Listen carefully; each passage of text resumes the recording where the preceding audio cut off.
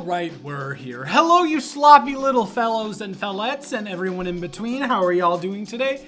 This is Film Tape once again. Let's talk about a movie, shall we? The movie we're going to be talking about today is Creed 3. Now, going into Creed 3, did I really have any interest whatsoever in going to see Creed 3? Absolutely not. Not even a little bit. I haven't seen any of the first two, either of the first two Creed movies, and the whole Rocky franchise as an entity didn't really interest me particularly that much. I saw the first Rocky, and I've seen Rocky Balboa, and Rocky is a great film, and Rocky Balboa is a good film, but something about boxing films just doesn't really appeal to me as an entity. But we're here nonetheless, and it's the big new release of the week, so I had to go catch it, and I have really been sleeping on the Creed films, if they are all like this or better.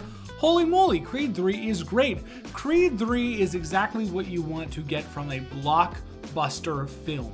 It is a film that everybody can enjoy no matter who you are, whether you're young, whether you're old, any type of audience member, whether you're a cinephile, whether you're a basic, just average moviegoer, everyone can enjoy it. Let's talk about the things that are great about it. First of all, wowzers! Michael B. Jordan, where did you come from? And why are you so great at directing? It is so crazy to have that level of vision in your directorial debut. Now, have there been better directorial debuts? Even this year, I'd argue a film that I saw at Sundance that was a directorial debut, Scrapper, was better than this. And a directorial debut that I saw this year at Sundance also, All Dirt Road's Taste of Salt, was better than this. But you know what? Neither of those films had as distinct of a vision and carried the weight of a franchise like Michael B. Jordan did, and did it effortlessly, and also was the main actor in the film. That is crazy.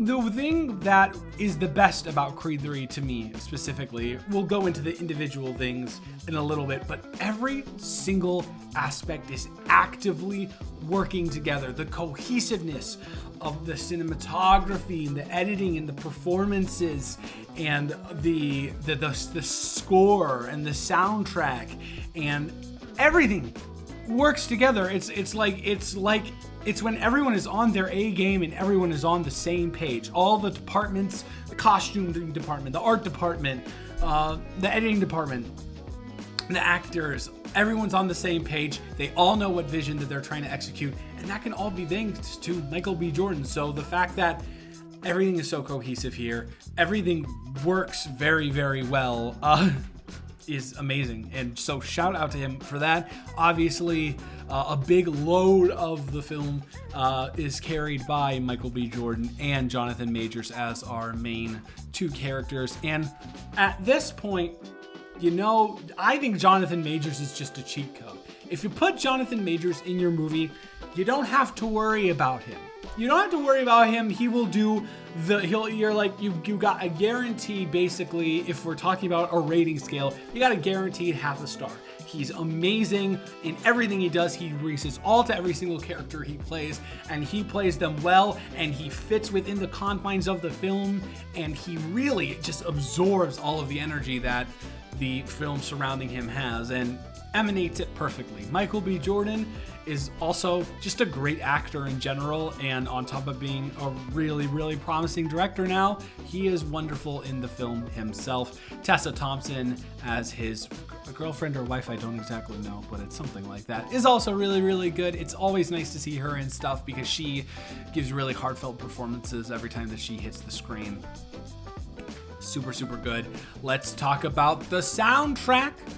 I don't know what it is, man. I'm just saying, hey, Black Panther was fine, and that was a TDE soundtrack. But Creed 3 is better, and that's a Dreamville soundtrack.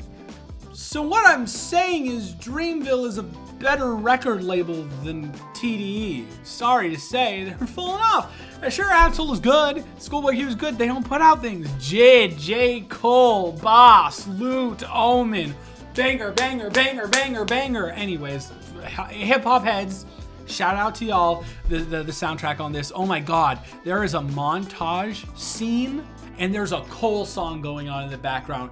It is bananas, bonkers, so well done, so impressive, man. What the hell? I want every single montage scene now to have a J. Cole song playing over it when he's pulling a plane, a literal plane, across a runway for a plane, and J. Cole is just talking his shit over it, and it's awesome. It's so good. So yeah, everything about it is really good, except we do have to talk about a negative though, and that would be, for me, the writing. The writing is what holds this back on multiple different accounts. The first one is that I do have to say at certain points, the film is just kind of corny. It is kind of over the top and melodramatic, but I understand why it is that way, because there's a difference between being the best blockbuster that a film can be and being the best film that a film can be. In order to access everybody, you sometimes have to sacrifice being the best film you can be you have to sacrifice some of that realism and grittiness and hard-hitting layers of dialogue for more sappiness and kind of melodrama to increase the accessibility so everyone can get on board, especially the people who are paying to go see the movie the most, which are everyday viewers, especially with a blockbuster tentpole film such as this one. So although I do think the ending scene, the final scene between Michael B. Jordan and Jonathan Majors is corny, and there are some parts in the final fight that I'm like, yeah, okay, this is a little bit corny in the way that it's done. It's fine. I don't mind it. It didn't hinder my viewing experience enough for me to actively dislike it. It's just not the best choice that could have been made from my perspective. Also, the other thing is there are some subplots here that just don't really find their way to a conclusion. They're kind of set up, and there's not a payoff ever, and not a payoff in a way where it's set up and that's just the reality. It seems like they set it up with the intention of going somewhere, and then they just don't go anywhere because they have all of this other stuff to attend to. And it didn't bother me too much, but it was enough at certain points for me to kind of retract my brain and be like, that did happen. Why did that happen? And are we ever going to hear about that again? And we don't really. It's okay. I don't have a problem with it that much, but it is something that detracts from my viewing experience. But at the end of the day, there is some corniness from the writing. There are some unfinished subplots. But can you really, I know I can't, be upset at a film for that when there's a final fight sequence that's like a dream fight sequence, but it's happening in reality, and they're alone in an arena that's empty, and they're fighting themselves and their demons and their childhood selves, and there's a jail cell as a boxing, like get off the the edge. What are they called? Get off the ropes. They're like, but it's the ropes are actually a jail cell, and it's symbolic of the fight that they've been dealing with internally for the past entirety of their lives since they've known each other. Can you wonder? And there's a bunch of like anime punches and slow-mo shots, and it's awesome. And I don't even mess with anime like that. But gosh dang, thank you, Michael B. Jordan, for being a weeb, because that enhanced the action scenes in this so much.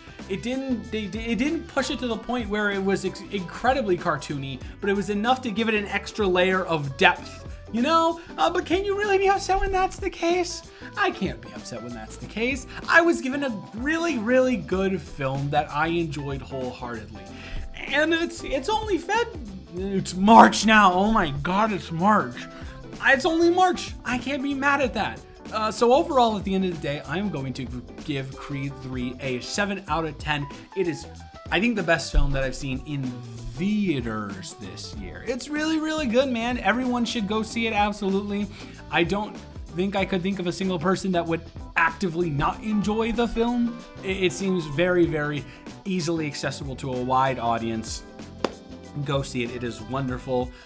So yeah, that is what I have to say about Creed 3. Thank you so much for watching this video. I don't know what I've got coming up next, but I will be sure to let you know when I do, or you'll just see the videos come out when they come out. So yeah, maybe a Lord of the Rings video on Monday. I'm not sure. I did watch the trilogy and I do have some thoughts about it, but we'll see if I want to release that into the wild. So yeah, have a wonderful rest of your day. I will talk to you in the next one. Thanks so much for watching. Goodbye.